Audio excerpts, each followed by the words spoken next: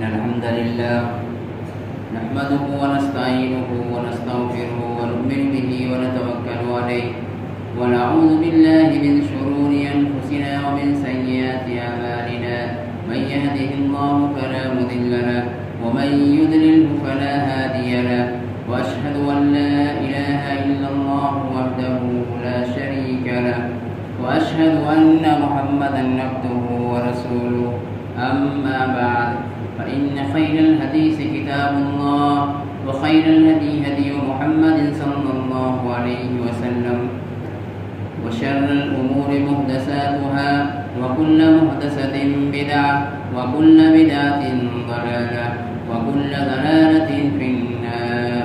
أعوذ بالله من الشيطان الرجيم. بسم الله الرحمن الرحيم. يا أيها الذين آمنوا اتقوا الله حق تقاته ولا تموتن إلا وأنتم مسلمون. يا أيها الناس اتقوا ربكم الذي خلقكم من نفس واحدة وخلق منها زوجها وبث منهما رجالا كثيرا ونساء واتقوا الله الذي تساءلون به والأرحام إن الله كان عليكم رقيبا.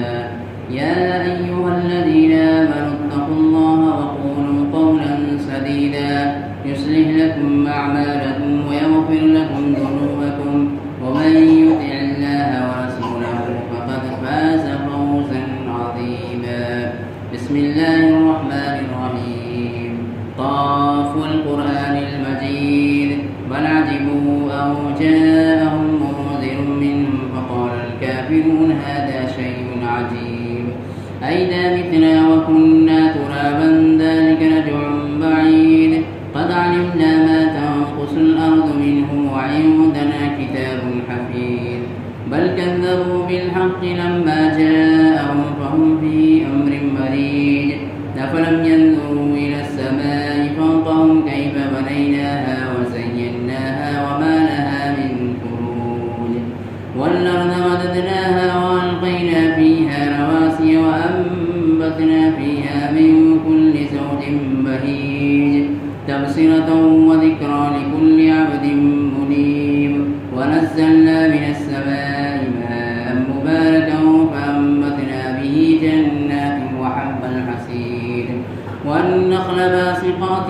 لها طلع نضيد رزقا للعباد وأحيينا به بلدة ميتا كذلك الخروج كذبت قبلهم قوم نوح وأصحاب الرس وثمود وعاد وفرعون وإخوان لوط وأصحاب الأيكة وقوم تبع كل كذب الرسل فحق وعيد أفعينا بالخلق الأول بل هم في لبس من خلق جديد. رب اشرح لي صدري ويسر لي أمري واحلل عقدة من لساني يفقهوا قولي. قالوا سبحانك لا علم لنا إلا ما علمتنا إنك أنت العليم الحكيم. تمام قسم کی تعریفات حمد و ثنا کبریائی و بڑائی اللہ رب العالمین کے لیے لائق اور زیبا ہے، جس نے ہمیں رمضان مبارک کی یہ بابرکت مہینہ نصیب فرمایا، جس مہینے سے ہم گزر رہے ہیں اور چند دن اس کے رہ گئے ہیں۔ اللہ تعالیٰ کا جتنا بھی ہم شکر ادا کرے بہت کم ہے کہ اللہ تبارک و تعالیٰ نے ہم گناہگار بندوں کے لیے اپنی گناہوں کو بخشوانے کا ایک بہترین موقع عنایت فرمایا۔ بے شمار درود و سلام نازل و تمام انبیاء علیہ السلام پر، بالخصوص آخری نبی جناب محمد رسول اللہ صلی اللہ علیہ وسلم پر، جن کو اللہ تبارک و تعالیٰ نے آخری نبی بنایا، جن پر اللہ تبارک و تعالیٰ نے قرآن مجید جیسی ہدایت والی کتاب کو نازل فرمایا۔ اس بنیاد پہ بھی ہم اگر اللہ تعالیٰ کا جتنا بھی شکر ادا کرے کم ہے کہ اللہ تبارک و تعالیٰ نے ہمیں آخری نبی جناب محمد رسول اللہ صلی اللہ علیہ وسلم کا امت بنایا۔ معزز حاضرین، پردہ نشین خواتین اسلام، جس مہینے سے ہم گزر رہے ہیں اس کے تعلق سے ہم سب کو یہ جانتے ہیں کہ بڑا ہی بابرکت والا مہینہ، خیر و بھلائی والا مہینہ ہے۔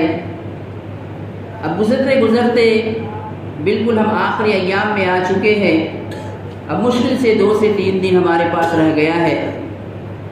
بہت ہی خوش نصیب ہے وہ لوگ جنہوں نے اس مہینے کو پایا، اس میں عبادتیں کی، اللہ کو راضی کرنے کے لیے کوششیں کی، اس کی عبادتوں کو انہوں نے گلے لگایا اور عبادت میں اپنے آپ کو تھکایا، ان عبادتوں کو اپنایا، روزہ اس کے تقاضوں کو پورا کیا، اور جو بڑی بڑی عبادتیں ہیں ان کو کر کے اس کو اپنی زندگی میں، عملی زندگی میں لا کر اللہ تبارک و تعالیٰ کو خوش کرنے کے لیے، راضی کرنے کی کوشش کی۔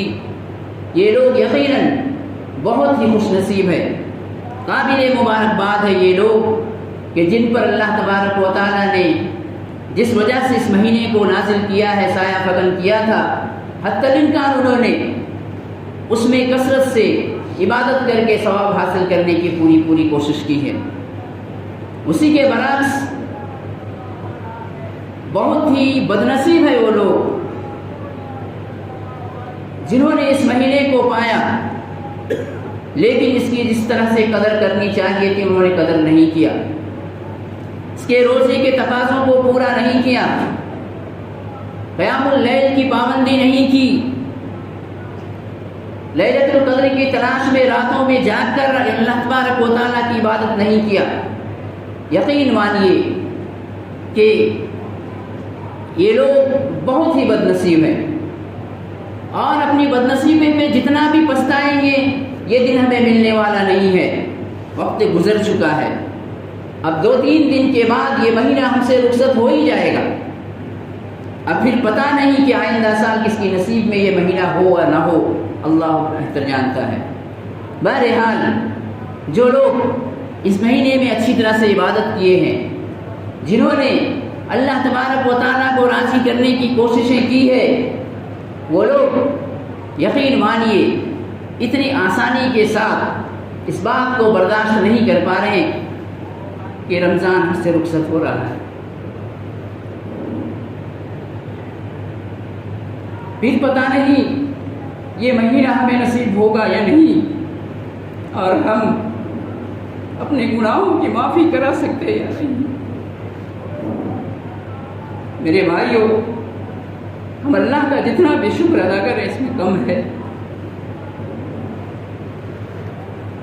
کیسا لمحہ تھا، کیسا وقت اللہ تعالیٰ نے ہمیں دیا۔ تھوڑی سی بھوک و پیاس کے عوض میں اللہ تعالیٰ نے کہا کہ ہم تمہارے سارے گناہوں کو معاف کر دیں گے، بس تم تھوڑے سے بھوک اور پیاس کو برداشت کر لو۔ اسی طرح نے اللہ نے کہا کہ تھوڑی سی اپنے آپ کو تھکا لو، قیام اللیل کر لو، تراویح کی نماز پڑھ لو، میں تمہارے سارے پچھلے گناہوں کو بخش دوں گا۔ بتائیے اللہ تعالیٰ کتنا رحیم ہے، کتنا کریم ہے، اپنے بندوں پہ اللہ تبارک و تعالیٰ کتنا رحم کرنے والا ہے۔ لیکن یہ وقت ہم سے جانے لگا ہے۔ بہرحال وقت تو جائے گا ہی، کیونکہ قرآن مجید کا اعلان ہے ایام معدودات، یہ چند دن ہی ہے، یعنی 1 مہینہ، چاہے وہ 29 کا دن ہو یا 30 کا دن۔ قرآن مجید کے ذریعے اللہ تبارک و تعالیٰ نے ہمیں کہہ دیا ہے کہ یہ چند دن ہے، یہ ایسا نہیں کہا گیا ہے کہ پورے سال کے سال یہ رہے گا یا ہمیشہ پوری زندگی رہے گا۔ تو ہماری چاہنے اور نہ چاہنے سے جو بھی ہو، لیکن یہ مہینہ ہم سے رخصت ہو رہا ہے، ہو بھی جائے گا۔ لیکن اس سے ہم نے کیا کچھ سیکھا، اس سے ہمیں کیا حاصل ہوئی، اس چیز پہ غور کرنے کی ضرورت ہے۔ کیونکہ عبادت صرف رمضان کے مہینے میں کر لینے کا نام نہیں ہے، عبادت صرف رمضان کے مہینے میں کر لینے کا نام نہیں ہے، نمازوں کی پابندی صرف رمضان میں کرنے کا نام نہیں ہے، اسی طرح سے قیام اللیل صرف رمضان میں پڑھنے کا نام نہیں ہے، صدقہ و خیرات کرنا صرف رمضان میں کرنے کا نام نہیں ہے۔ قرآن مجید کے اندر اللہ نے فرمایا وَاعْبُدْ رَبَّكَ حَتَّى يَأْتِيَكَ الْيَقِينُ کہ عبادت کب تک کرو گے؟ قرآن مجید نے کہا کہ زندگی میں آخری لمحے تک عبادت کرنا، یہاں تک کہ تمہاری موت آ جائے۔ عبادت صرف رمضان میں کرنے کا نام نہیں ہے، لہٰذا اللہ نے فرمایا وَاعْبُدْ رَبَّكَ حَتَّى يَأْتِيَكَ الْيَقِينُ۔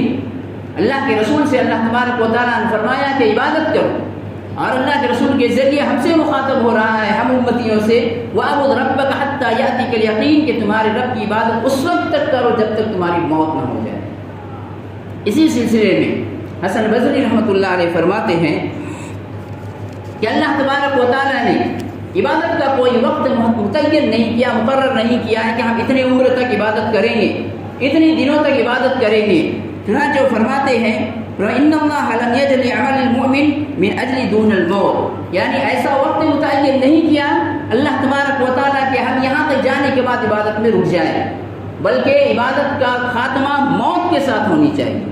مطلب اس کا یہ ہے کہ پوری زندگی ہمیں عبادت کرنی ہے، جب تک ہمارے جسم میں جان باقی ہے تب تک ہمیں عبادت کرتے رہنی چاہیے۔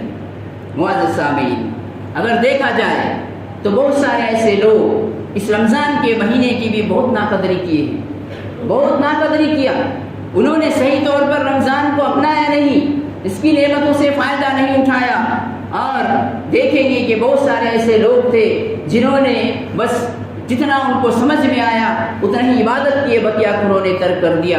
اب ذرا سوچ کر دیکھیے کیا وہ عبادتیں ہمیں دوبارہ مل سکتی ہے؟ کیا ہم اس کو دوبارہ کر سکتے ہیں؟ ممکن نہیں ہے۔ لہٰذا وہ لوگ جو لوگ تراویح سے پیٹ پھیر کر بھاگ جایا کرتے تھے، اب رمضان ہی تم سے رخصت ہوتے جا رہا ہے۔ ذرا سوچ کر دیکھو کہ امام حافظ قرآن مجید کی تلاوت کرتا تھا، اور ہمارے بہت سارے ایسے نوجوان، بہت سارے ایسے لوگ پیٹ پھیر کے بھاگ جایا کرتے تھے اور اس نماز میں شریک نہیں ہوا کرتے تھے۔ اس کے برعکس وہیں پہ بہت سارے ایسے بزرگ لوگ جو اپنے عمر کے 60-70 سال کو پہنچ گئے ہیں، اس کے باوجود انہوں نے باقاعدہ پابندی کے ساتھ امام کے پیچھے تراویح کی نماز پڑھی اور اپنے آپ کو تھکایا، اور اس حدیث کے مصداق ہونے کی پوری انہوں نے کوشش کی جس حدیث میں اللہ کے رسول نے خوشخبری سنائی ہے کہ جو کوئی لیلۃ القدر جس نے قیام اللیل کیا تو اللہ تبارک و تعالیٰ اس کے پچھلے گناہوں کو معاف کر دے گا۔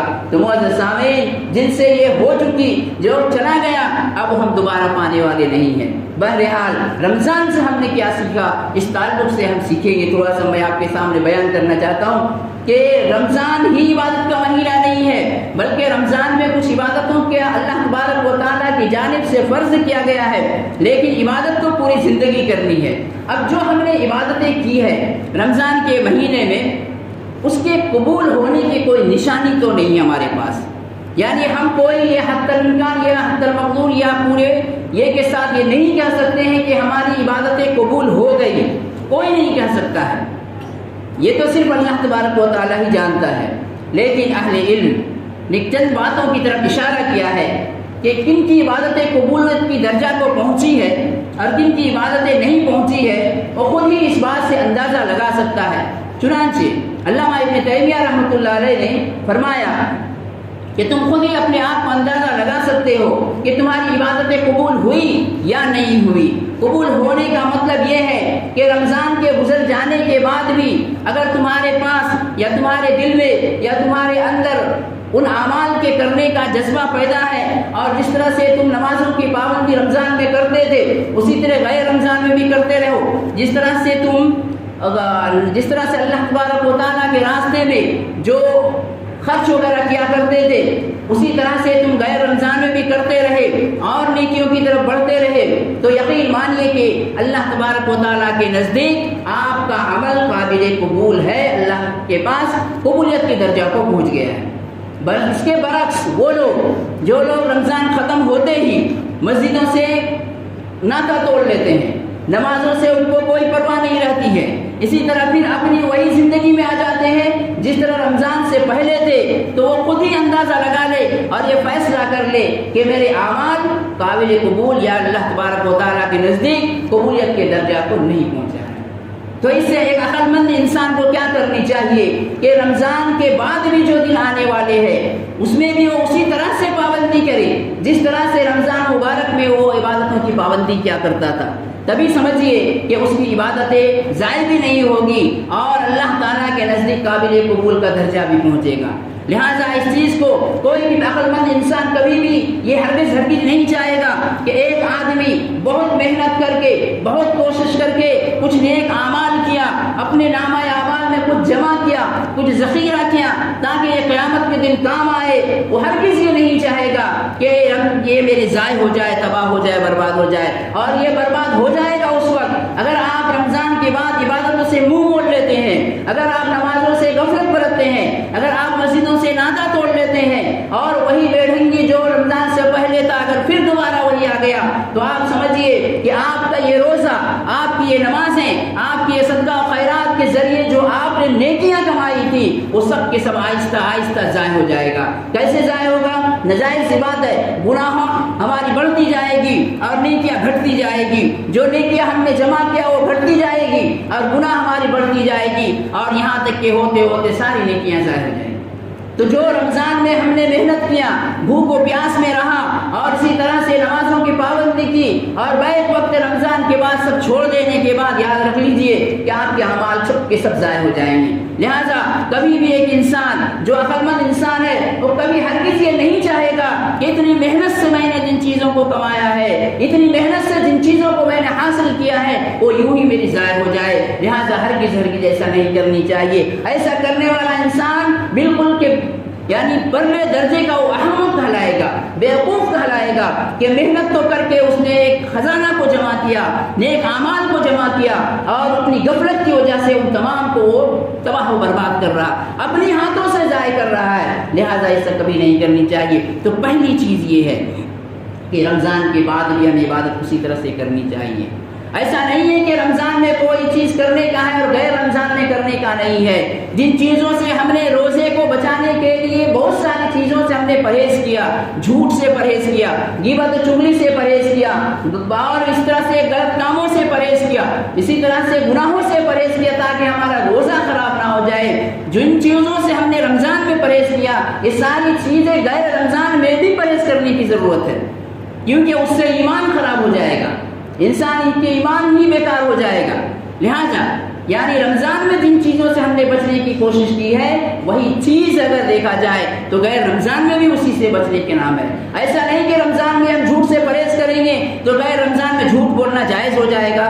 ایسا نہیں کہ رمضان میں ہم غیبت نہیں کریں گے, چغلی نہیں کریں گے تو غیر رمضان میں یہ سب جائز ہو جائے گا. یہ ہر حال میں درست نہیں ہے, ہر حال میں یہ جائز نہیں ہے, چاہے وہ رمضان ہو چاہے غیر رمضان ہو. تو رمضان ایک تربیت کے طور پر آتا ہے.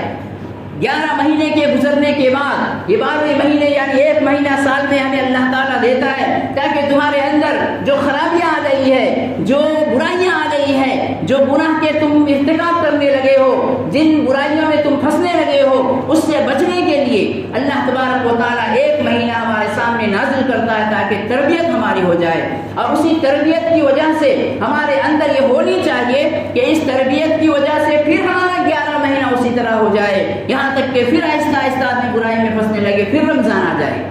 تو اسی طرح سے انسان کی زندگی ہونی چاہیے. اگر اس طرح سے انسان اپنی زندگی گزارتا ہے تو یقین مانیے کہ پورے سال اس کے لیے اچھا رہے گا.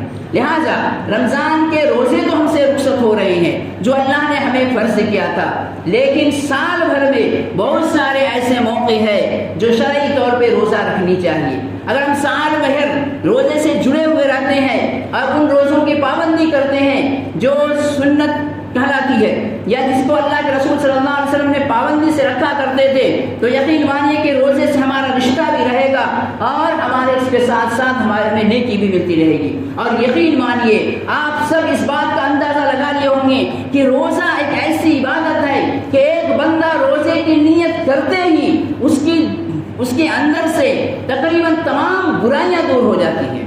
یعنی روزے کی نیت کرتے ہی اگر وہ سحری کر لیا دیکھیے یا روزے کی نیت بھی کر لیا تو دن بھر کے جو برائیاں چاہنے نہ چاہے پر ہو جاتی ہیں، وہ خود سے بچنے کی کوشش کرتا ہے، وہ جھوٹ سے بچنے کی کوشش کرتا ہے، اس کے دل میں لگتا ہے میں روزہ ہوں۔ اسی طرح اپنے نگاہوں کی حفاظت کرتا ہے کیونکہ میں روزے سے ہوں، وہ برائیوں سے بچنے کی کوشش کرتا ہے کیونکہ میں روزے سے ہوں۔ تو روزہ ایک ایسی عبادت ہے، تو صرف رمضان ہی نہیں بلکہ ہمیں چاہیے کہ پورے سال میں وہ روزے جو شریعت کے اندر بتائی گئی ہے اور جس پر اللہ کے رسول صلی اللہ علیہ وسلم پابندی سے عمل کیا کرتے تھے، صحابہ کرام اور اسلاف کرام نے کیا ہے، ہمیں بھی چاہیے کہ وقتاً فوقتاً روزہ ہمیں ضرور رکھنی چاہیے۔ چنانچہ میں تھوڑا سا اشارہ کرتا ہوں، جیسے ہمارے پاس سال بھر میں نفلی روزے ہیں، جیسے شوال کے روزے کے تعلق سے اللہ کے رسول نے فرمایا کہ جس نے رمضان مبارک کا روزہ رکھا، اس کے بعد شوال کے 6 روزے رکھے، گویا کہ اس نے پورے سال کا روزہ رکھنے کے ثواب اس کو حاصل ہو جائے گا۔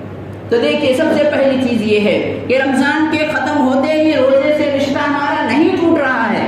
ہاں یہ صحیح ہے کہ فرض روزے ہم سے مکمل ہو گئے، لیکن ابھی اور بھی روزہ ہے جس کو ہم رکھ کر بہت سارے ثواب حاصل کر سکتے ہیں۔ لہٰذا کوشش کرنی چاہیے کہ شوال کے یہ 6 روزے ہم سب کو رکھنے کی کوشش کرنی چاہیے۔ جب ہم نے 1 مہینہ کا روزہ آسانی کے ساتھ رکھ دیا تو آپ بتائیے کہ یہ 6 روزہ رکھنے میں ہمیں کیا پریشانی ہوگی۔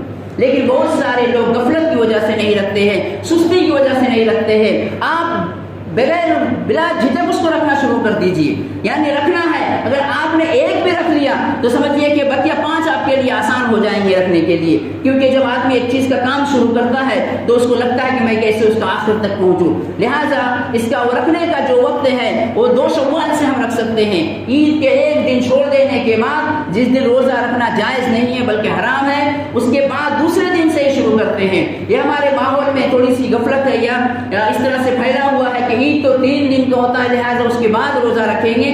عید 3 دن کا نہیں ہوتا، عید 1 ہی دن کا ہوتا ہے۔ اس کے 2 شوال سے بھی کوئی رکھ سکتا ہے، اور وہ چاہے تو پورے مہینے میں 6 روزہ رکھ سکتا ہے، چاہے تو لگاتار رکھے یا چاہے تو چھوڑ چھوڑ کے رکھے، اس کو جیسے سہولت ہو رکھے، لیکن رکھنی چاہیے۔ لہٰذا میں اپنے خواتین سے گزارش کروں گا کہ الحمدللہ ان کے پاس روزہ رکھنے کا ماحول رہتا ہے اور وقتاً فوقتاً وہ روزہ رکھتی رہتی ہے، لہٰذا اپنے گھروں کے مردوں کو بھی ابھارے کہ ان روزے کی طرف، اور گھر کے جو بچے ہیں جو رمضان کے مہینے کے روزے رکھے ان کو بھی ایک ماحول بنائے اپنے گھر میں کہ ہم روزہ رکھیں گے، بلکہ یہ 6 روزہ بھی رکھ کر ہم پورے سال کے ثواب کا مستحق ہو جائے۔ لہٰذا ایک کام کرنے کے یہ ہے۔ اسی طرح سے دوسری روزہ ایک یہ ہے کہ اللہ کے رسول صلی اللہ علیہ وسلم ابو ہریرہ رضی اللہ تعالیٰ عنہ فرماتے ہیں فرمایا کہ اوصانی خلیلیہ، یعنی میرے دوست نے مجھے اس بات کی وصیت کی، کس چیز کی وصیت کی کہ میں ہر مہینے 3 روزہ رکھوں، جس کو ایام البیض کے روزہ کہا جاتا ہے، چاند کے اعتبار سے 13ویں 14ویں اور 15ویں، یعنی اگر ہم کوشش کریں گے یہ 3 روزہ رکھیں گے تو اس کے بدلے میں اللہ تبارک و تعالیٰ پورے مہینے کے روزے رکھنے کا ثواب دیتا ہے۔ اس طرح سے ہم روزے سے جڑے ہوئے رہنی چاہیے۔ اسی طرح سے پیر اور سوموار، پیر کے اور جمعرات کے روزہ کے تعلق سے تو ہمارے گھروں کا ماحول بنانی چاہیے روزہ رکھنے کے لیے، اور جو روزہ شرعی طور پر ہم جانتے ہیں یا ہمیں جائز ہے رکھنے کے لیے ان روزوں کو ضرور رکھنی چاہیے تاکہ سال بھر ہمارا اس سے رشتہ جڑا ہوا رہے۔ اور آپ دیکھتے ہیں، آپ نے محسوس بھی کیا کہ روزہ رکھنے والا کس طرح برائیوں سے بچ جاتا ہے، کس طرح وہ برائیوں سے دور ہونے کی کوشش کرتا ہے۔ ہم سب الحمدللہ روزے رکھے ہوئے ہیں اور اس چیز کو 1 مہینہ لگ بھگ ہونے والا ہے، محسوس کر رہے ہیں، لہٰذا سال بھر سے جڑے رہنی چاہیے۔ دوسری بات جو اس رمضان میں بڑی عبادت کے طور پر کہی جاتی ہے، قیام اللیل۔ یہ قیام اللیل ہم سے رخصت نہیں ہوا ہے، قیام اللیل تو سال بھر پڑھنے والی چیز ہے۔ یہ الگ بات ہے کہ رمضان میں امام کے پیچھے جماعت کی شکل میں پڑھی جاتی ہے، ورنہ ہمیں تو چاہیے کہ اس نماز کو ہمیں پابندی کرنی چاہیے، اور آخری رات میں فجر کی نماز سے وقت سے پہلے تھوڑا سا اٹھ کر اگر ہم 2 4 6 8 رکعت نماز پڑھ لیتے ہیں تو یقین مانیے کہ اللہ کے سامنے متقی اور پرہیزگار بندہ کہلائیں گے۔ اللہ تعالیٰ نے مومنوں کی صفت بیان کر کے فرماتا ہے کہ یہ وہ لوگ ہوتے ہیں کانوا قلیلا من اللیل ما یہجعون، یعنی راتوں کے تھوڑا سا حصہ یہ سویا کرتے ہیں، اور فرمایا وبالاسحار هم یستغفرون، اور سحری کے وقت یعنی صبح کے وقت اللہ تبارک و تعالیٰ سے وہ استغفار طلب کرتے ہیں، دعائیں مانگتے ہیں۔ لہٰذا ہمیں چاہیے کہ قیام اللیل کی پابندی کرنی چاہیے، اور 2 رکعت ہی صحیح، 4 رکعت ہی صحیح، 6 رکعت ہی صحیح، جتنا اپنے آپ کو میسر ہو جائے ہمیں ضرور پڑھنی چاہیے۔ اللہ کے رسول صلی اللہ علیہ وسلم نے فرمایا قیام اللیل پڑھنے کے وقت ایسا وقت ہوتا ہے، یعنی آخری رات میں جب آخری رات کی 3 حصہ گزر جاتا ہے تو اللہ تبارک و تعالیٰ آسمانی دنیا پہ نازل ہوتا ہے اور وہاں سے کہتا ہے کہ ہے کوئی بندہ مانگنے والا کو عطا کروں. کوئی بندہ ہے جو اپنی گناہوں پہ توبہ کرنے والا, جو میں اس کی توبہ کو قبول کروں. یہ بتائیے نا کہ ہمارا رب یعنی آسمانی دنیا پہ آ کے ہم سے مخاطب ہوتا ہے, اور ہم کب ایسے ہوتے ہیں کہ غفلت کی نیند سوئے رہتے ہیں.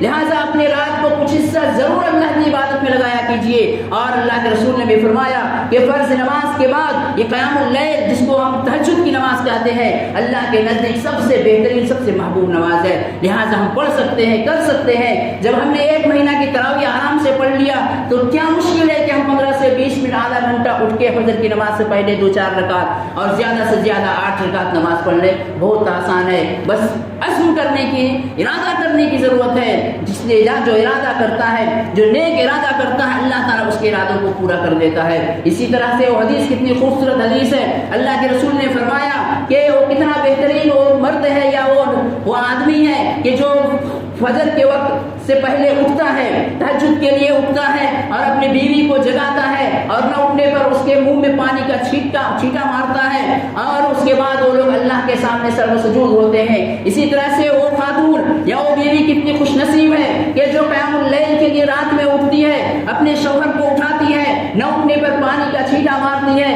پھر دونوں اللہ کے بارگاہ میں کھڑ کے نماز پڑھتے ہیں. کیا خوبصورت حدیث ہے, کتنی اچھی ہے. زندگی اسی کا نام ہے کہ آدمی کو آخرت کی تیاری کرنے کے لیے شوہر اور بیوی دونوں بیٹھ کے دور کرنی چاہیے کہ ہماری زندگی کیسے بہتر ہو, اور آپ اور ہم اپنی زندگی جتنا اچھا بنائیں گے اس کا اثر ہمارے بچوں پہ پڑے گا. اسی لیے کہا جاتا ہے کہ بہت سارے ایسے ائمہ مجتہدین سلف الصالحین میں سے ایسے لوگ ہوا کرتے تھے, قیام اللیل کے وقت اٹھ کر نماز پڑھا کرتے تھے, اللہ سے دعا کرتے تھے کہ اللہ یہ نماز تو میں تیرے لیے پڑھ رہا ہوں, لیکن میری نیت یہ بھی ہے کہ میری اس نماز کا اثر میرے اس بچے پر ہو. اولاد بگڑتی جا رہی ہے, ہر آدمی کی زبان میں شکایت ہے, لیکن کبھی ہم نے یہ نہیں سوچا کہ وہ بگڑنے کا ذریعہ کیا ہے. کیا ہم نے کبھی اللہ سے مانگا ہے, کیا ہم نے کبھی اللہ تبارک و تعالیٰ کے سامنے اچھا بننے کی کوشش کیا ہے. جب ہم نہیں بنیں گے تو ہمارے اولاد کہاں سے بنیں گے. لہٰذا بہت بہترین وقت ہے. لہٰذا ہمیں چاہیے کہ جس طرح سے رمضان میں ہم نے 1 مہینہ تراویح کی نماز پڑھی ہے,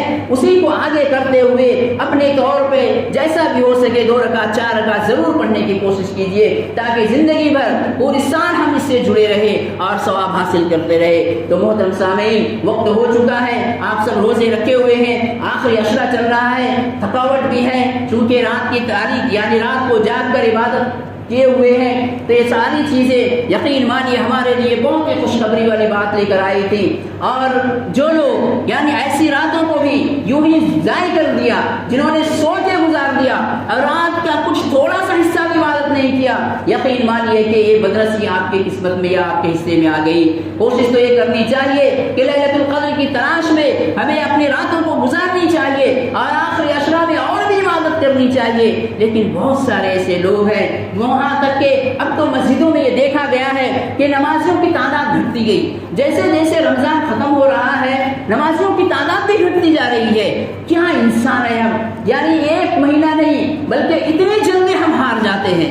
یہاں تو اللہ تبارک و تعالیٰ رحمتیں بانٹ رہا ہے, اللہ تعالیٰ مغفرت بانٹ رہا ہے, اللہ تعالیٰ جہنم سے آزادی بانٹ رہا ہے, اور ہم ہے کہ اس میں کوتاہی کر رہے ہیں. فجر کی نماز میں مصلی کم ہوتے گئے, عشاء کی نماز میں کم ہو گئے ہیں, تراویح تو برائے نام 1.5 سے 2 صف رہ گئے ہیں. یقین مانیے ایسا ایمان لے کے ہم اللہ کے سامنے قیامت کے دن کیا منہ دکھائیں گے.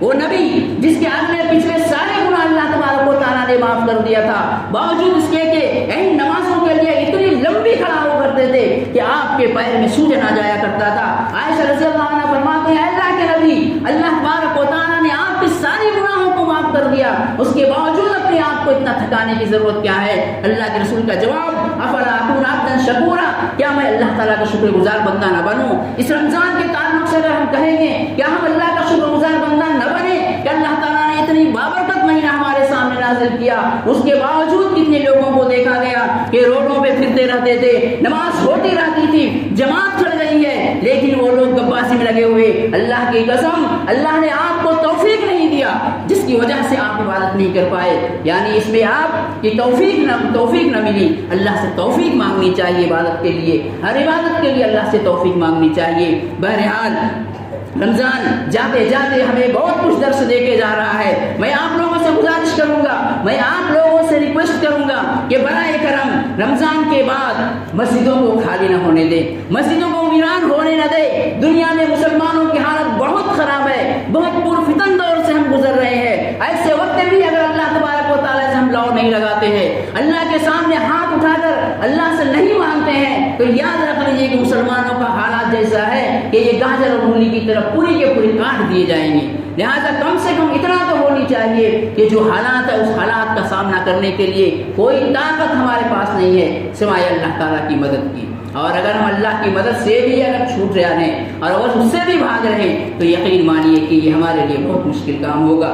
بہرحال یہ رمضان کا مہینہ جاتے جاتے جو درس دیا ہے، جو کچھ ہم نے عبادتیں کی ہے، ہم اپنی عبادتوں کو بچا کر رکھنے کی کوشش کریں۔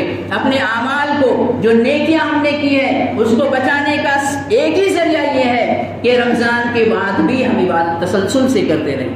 اللہ تبارک و تعالی ہم تمام کو جس طرح رمضان میں عبادت کرنے کی توفیق عطا فرمائی، غیر رمضان میں بھی اسی طرح سے عبادت کرنے کی توفیق عطا فرمائے۔ اللہ تبارک و تعالی اس رمضان کی وجہ سے اللہ تعالی ہمارے گناہوں کو معاف فرما دے۔ اللہ تبارک و تعالی ہم سب کو جہنم کی آگ سے نجات دے دے، جہنم سے اللہ تبارک و تعالی ہماری نجات لکھ دے، اور ساتھ ہی ساتھ اللہ تبارک و تعالی ہم سب کے اعمال کو قبول کرے۔ کتنی ایسے لوگوں کو دیکھا گیا، یقین مانیے کہ رو رو کر اللہ کے سامنے دعا کر رہے تھے، دل سے دعا نکلتی ان کے لیے کہ اللہ جتنے لوگ دعا کیے ہیں سب کی دعا کو اللہ تعالیٰ تو قبول کر لے، جو مانگا اللہ تعالیٰ سب کو دے دے، تو دینے والا ہے۔ ہم مانگنے نہیں آتا، ہمیں مانگنے نہیں آتا۔ یقین کہیے کہ ہماری زبان اللہ کے شکر میں کہاں وہاں پہنچ سکتی ہے، ہم کیسے مانگ سکتے ہیں اس چھوٹی زبان میں؟ اللہ تو بہتر ہمارے حالات کو جانتا ہے۔ لہٰذا جو لوگ جو مانگے ہیں، جو مصیبت میں ہیں، جو پریشانی میں ہیں، اللہ ان کو سب کی پریشانی کو دور کر دے۔ اللہ ہمارے روزوں کو قبول فرما، اللہ ہماری قیام کو قبول فرما، اللہ ہمارے صدقہ و خیرات کو قبول فرما، اللہ ہم سے جو غلطی ہو گئی اللہ اس کو معاف فرما دے۔ اللہ تعالیٰ ہماری قسمت میں اور اللہ تعالیٰ ہمیں جنت الفردوس میں اعلیٰ مقام عطا فرما۔ جو لوگ اس دنیا سے گزر گئے ہیں اللہ تعالیٰ ان کی قبروں کو نور سے بھر دے، ان کے گناہوں کی مغفرت فرما دے، ان کے قبر کو کشادہ کر دے اور ان کے لیے آرام اور جنت کی کھڑکیاں کھول دے۔ اللہ ہمیں کثرت سے عبادت کرنے کی توفیق عطا فرمائے۔ آمین وآخر دعوانا الحمدللہ رب العالمین۔ بارک اللہ لنا ولکم فی القرآن المجید ونفعنا وإياكم بالآيات والذكر الحكيم إنه تعالى جواد كريم بريء.